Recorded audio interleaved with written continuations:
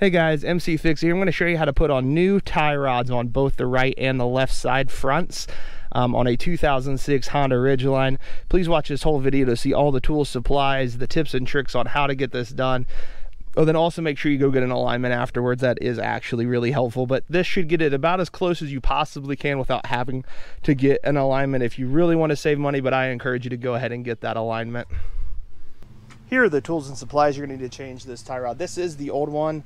You can see the boot was all kind of broken and torn. It uses the same parts for both sides. It is an ES800333. Again, both sides same part, which is kind of helpful. You are going to want a jack and a jack stand with a block to kind of keep everything from rolling down your driveway. Jack stands, gloves. You're going to need a 17, 19, and a 1 inch. The Moog one does require a 1 inch to tighten down, but the 17 and 19, the 19 will go on the nut, then on here, and then this will go on the actual, that 17 will go on the actual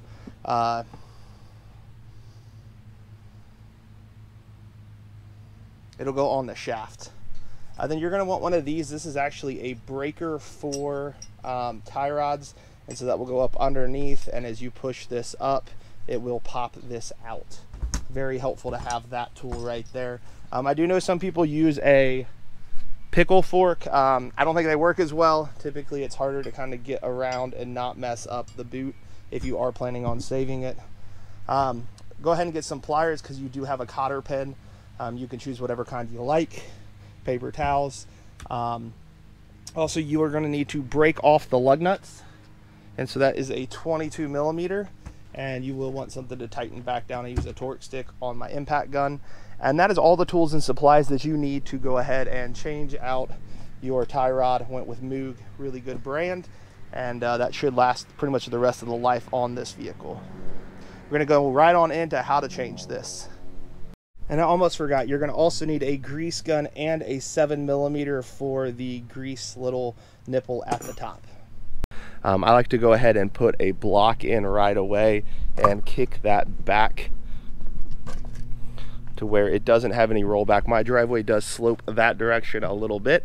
Go ahead and unlock your vehicle, open it up, go ahead and pop open the hood and push down on the emergency brake.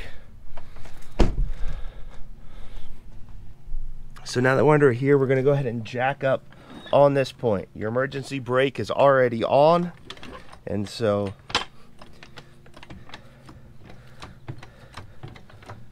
the goal is to get the tires in the air, which you will be able to see just on both sides.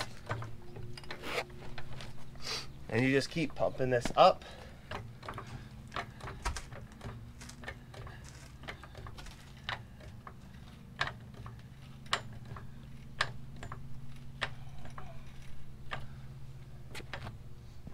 And then we'll go ahead and set the jack stands.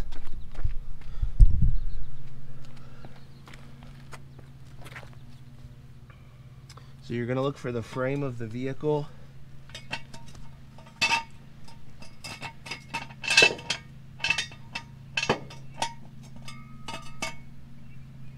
In fact, I'm going to jack it up just a little bit more.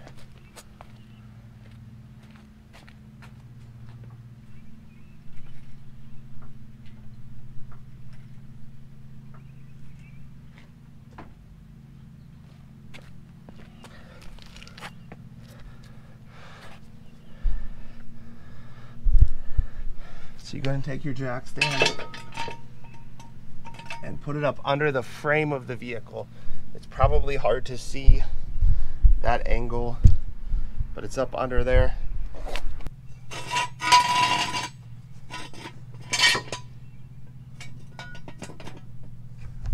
Same thing, go ahead and put it up underneath. The reason we do that is we want that to really hold and support that well. So now we'll come back here and slowly let this down. And those jack stands will support the vehicle. Just like that. I did use a little block of wood, which that does sometimes get stuck on that piece right there. But you can see both wheels are off the ground, which is exactly what we want. They're supported with both of the jack stands. make sure it's done that way. So after your car is resting on jack stands, which you can't see there underneath there, you can lower down your actual jack. You'll grab a 22 millimeter. You can either use a impact like this and just begin to take them off.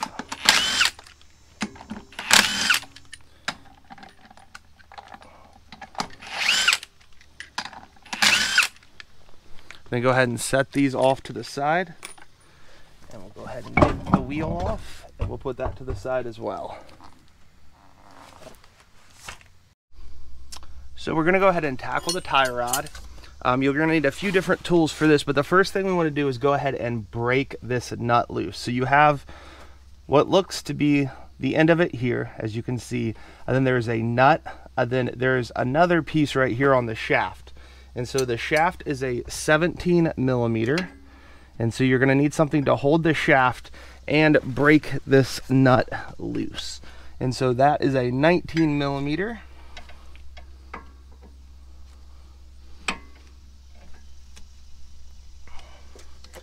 And you do have to go opposite directions on it, so get whatever is comfortable.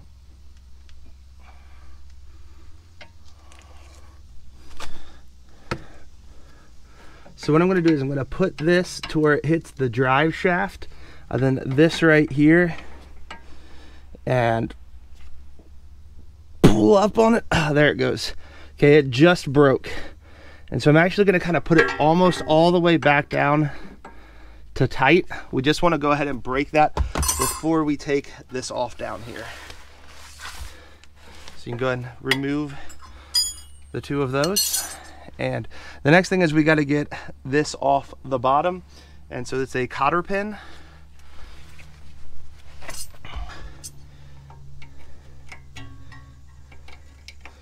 So sometimes needle nose work well for this. And you just begin to bend it back. And you're going to have to bend it straight as well. Sometimes you may need some other types of pliers as well, depending on exactly the shape that it's in. And this kit for the Moog does come with a new cotter pin.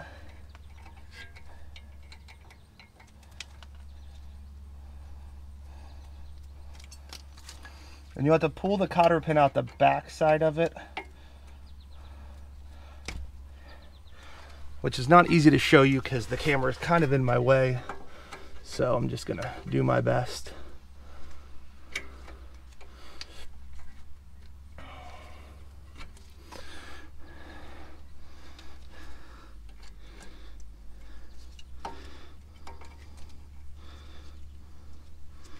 You do want to make sure that cotter pin is really straight. Sometimes you can have luck with just a little bit of a hammer tap too. You do want to make sure you're hitting it really straight if you're going to use a hammer. That's it right there. That should give me enough on the other side to grab it out now.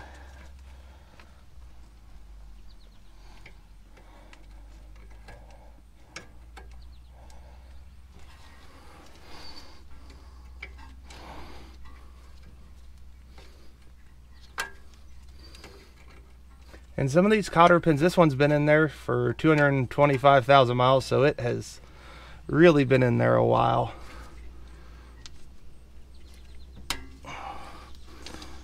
And it is being a booger right now.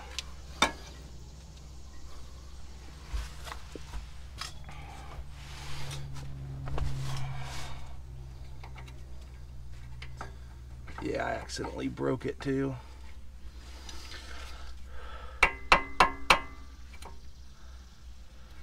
So this cotter pin rusted off and broke inside, which does happen from time to time. So now that that is out, we're gonna go ahead and use our tool to go ahead and pop this off of there. So once you got that cotter pin out, there is a bolt underneath, and that bolt is a 19 millimeter. It's about half off.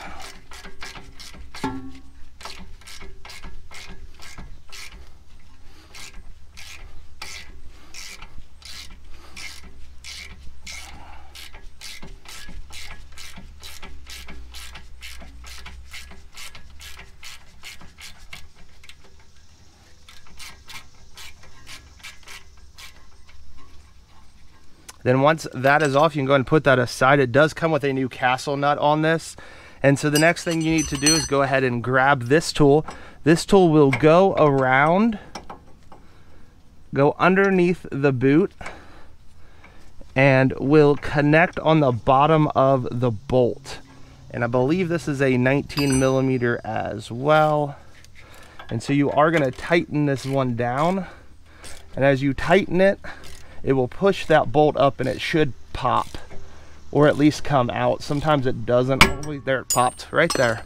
That is exactly what we wanted. Now you can go ahead and set that off to the side, and we need to break this off now. And so it shouldn't be very hard now that you have the other part broken,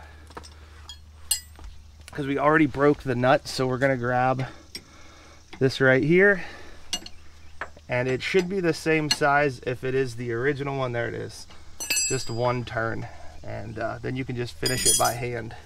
These are quite long, so you will be spinning it. You can count the revolutions. That is definitely an option. I prefer not to, because I did put the bolt right back down where it was. So you're just gonna spin this off forever and ever and ever, because they are quite long. There it is.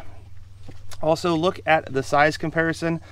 It is very similar. This one is a thicker one, but the length and everything else looks almost identical. It is supposed to be an OEM part, so hopefully it is. And then be careful not to cross thread this. Go slow. And we will just spin this all the way up.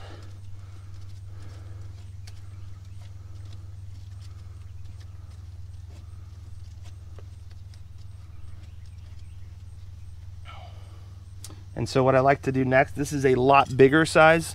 This OEM part is a 1-inch shear. And so we're going to put the same thing here. You can't kind of fit. Thought it was a 1-inch.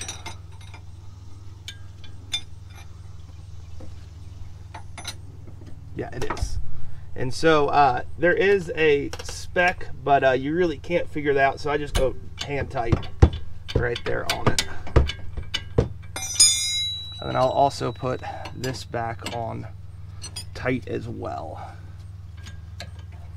So that's that 19 millimeter bolt or nut, and we'll just tighten that by hand down to it. We'll go ahead and begin to put this into the fitting. Sometimes these do not go in super easy. That one did kind of. You do have to sometimes finagle those around a bit. So inside the box, you should receive a castle nut, a grease fitting, and a new cotter pin. So I'm gonna go ahead and open that up. I do like to just dump it into the box itself so I don't lose any of that stuff on the ground. All three pieces are there. And so you are gonna have to push up on the boot as you push it down into here. And sometimes you do have to kind of finagle things around to get it to seat properly. It should be pretty close, but it's not going to be perfect.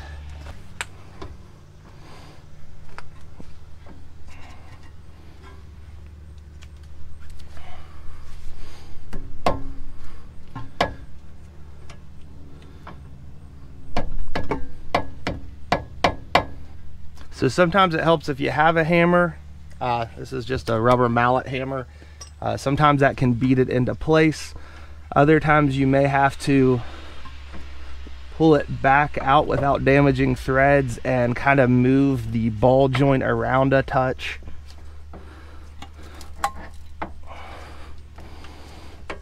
There it is. And so it should push down. Now there's a little bit of grease already in this. Just going to put the castle nut on by hand. There should be a little bit of grease already in that. There's not going to be a ton of grease, but there will be some grease. So we'll have to add grease in a minute, but I'm going to go ahead and get this down to spec. So this castle nut is a 21 millimeter. It's a little bit bigger, and it goes down to 40 foot-pounds for spec. So I'm going to go ahead and do that real quick. And you just heard it pop. That's exactly what you want to hear. So we'll go ahead and take the cotter pin. You are going to have to find out where the bolt lined up with the castle nut and go ahead and push that straight through. And then you'll pull it the rest of the way. Sometimes you will have to do a little convincing with a rubber mallet to get it all the way seated.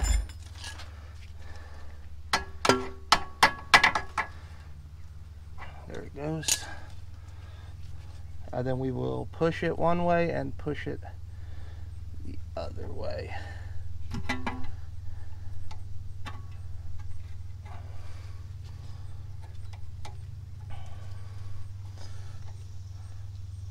I'm actually going to kind of do it how they had it on the original. They had it down and over and then one kind of to the side for helping this stay locked into position. You do not want your tie rod coming off, and so that right there is how you do that. We still need to put the grease fitting on. Please do not forget putting this little grease fitting on and putting grease in it. You will pretty much have to replace it if you forget to do this. So I like to start that by hand, and it uses a teeny tiny little 7mm. And I'm only gonna go really to hand tighten because I don't want to strip this thing in there.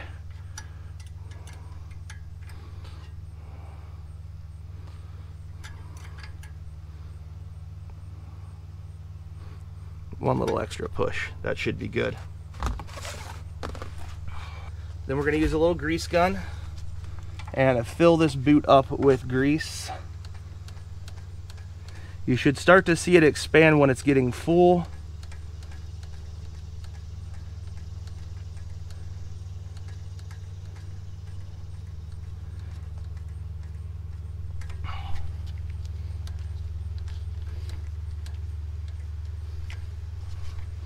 Kind of should look like a donut. And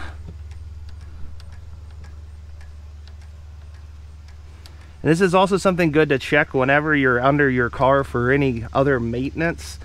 Check to make sure it's got a good amount of grease in it. If not, top it off a little bit. But that right there is how you replace it. You will want to make sure you get in alignment. We still have to put the wheel back on, but that is how you change out your tie rod. The tire and start getting it into position.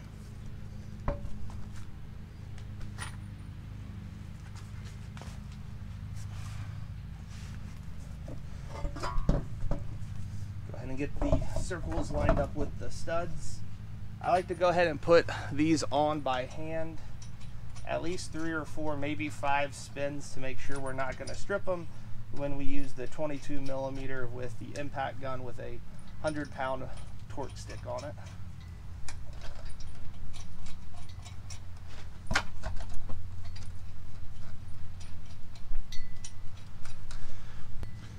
So go ahead and turn it down.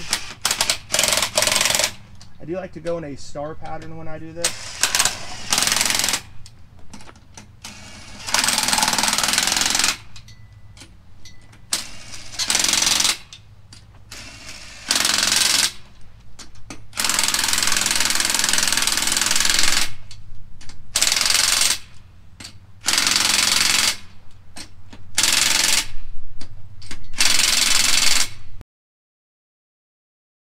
Go ahead and get an impact gun with 22mm. And we'll just spin each of these off.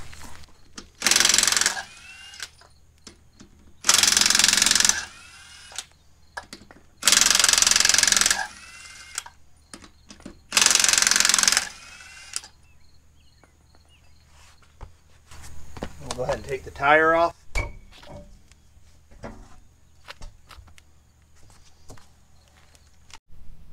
Let's go ahead and change out this tie rod. And so the first thing it has is a cotter pin on it. So you can take a pair of pliers and undo the cotter pin.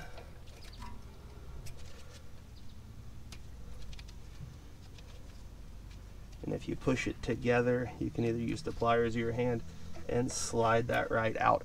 I'm not going to take off the bolt yet because I'm actually going to loosen this up first, this nut here.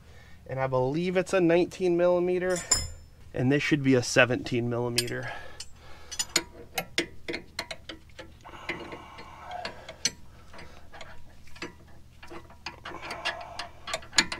Okay, so that's a 17. This one is a 19. And so to loosen this up, you actually got to tighten it down because you're going that direction with it, which can be a touch confusing because we don't have that control arm all the way on because we're repairing that right now too. This may be a little bit more wobbly. There it went. Did you see that go? So that's what you want. I like to tighten it kind of back down almost to it so you know, and you don't have to have as much of an alignment. And then we can go ahead and get this bolt off. So it's a 19 millimeter on the tie rod here. So 19 millimeter on the tie rod.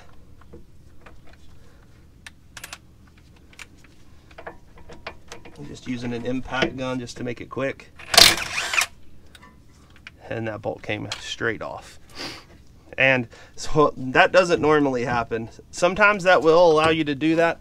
I was going to show you this tool. So if that doesn't work, you're going to have to go ahead and take a tool like this that gets underneath this bolt, and as you begin to press this up, it will pop.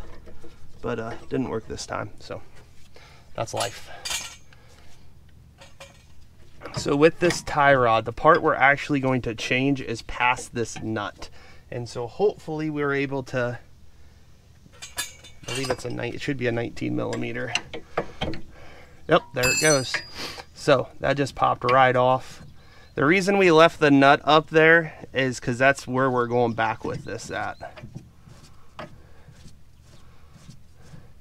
And when you're changing out as much of the front end suspension as I am, this is just a good thing to change as well. They're going to have to adjust this when you do a alignment anyways. And so there it is. So now you just go ahead.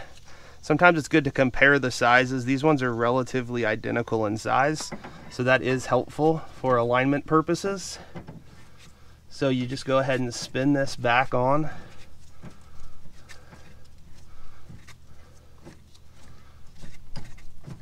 Just by hand for right now.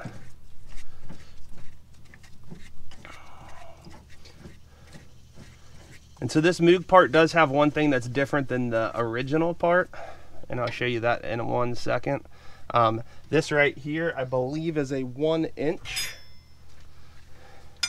And so you are going to want to tighten that down onto that other nut. So you'll have to hold it with that 17 millimeter again, and go ahead and tighten down. Okay, that's pretty good.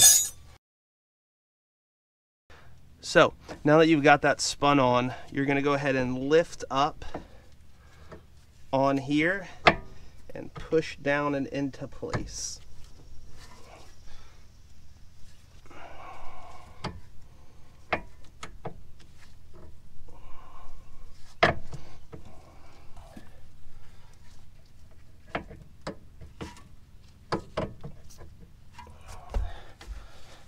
Just like that.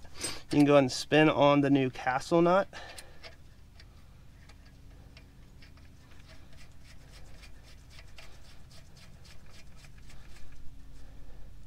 Then we're going to go ahead and get this to 40 foot-pounds of pressure. So we'll go ahead and set up our torque wrench to 40 foot-pounds. So again, it's 21 millimeter.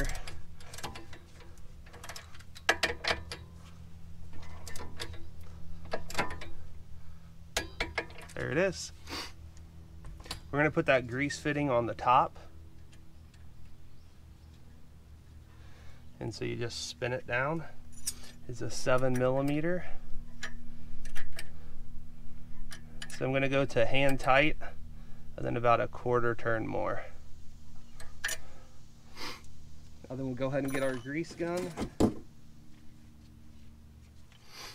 And we want to fill it up all the way full with grease.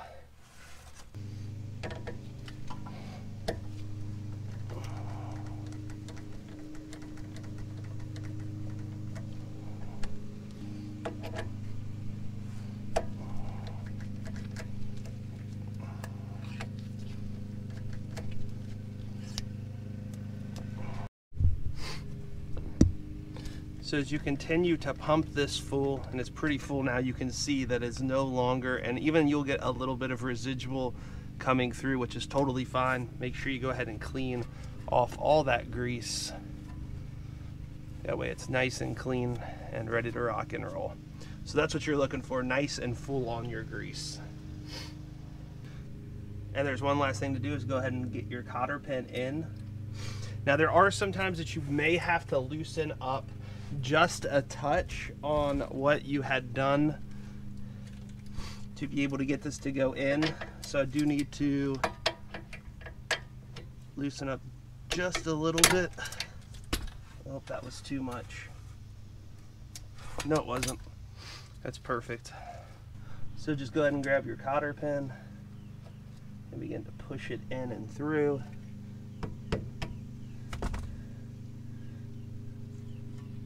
And then just wrap it around on the sides, just like that.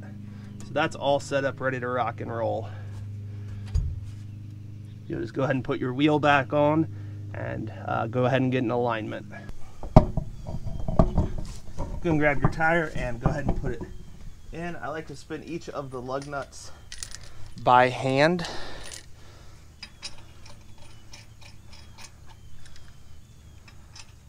At least 4 or 5 times. This just helps make sure you don't strip any of these.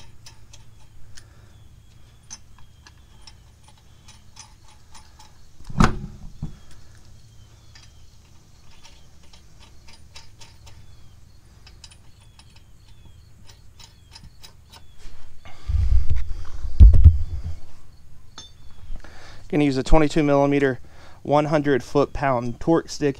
It is 94, but 100 will work fine.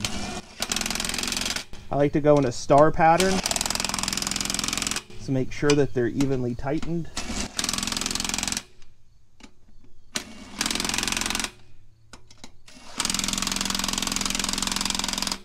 I then go back and hit it again.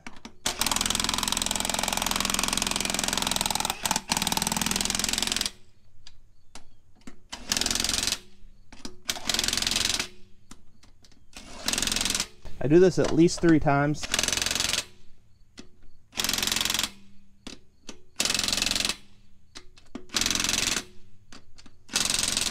That will ensure it's properly torqued down. So at this point you can go ahead and remove those 2 jack stands. Again, they're just that extra safety measure. These jack stands, they're pretty basic ones. Most of them have some kind of lever that you pull up on, and then they collapse down.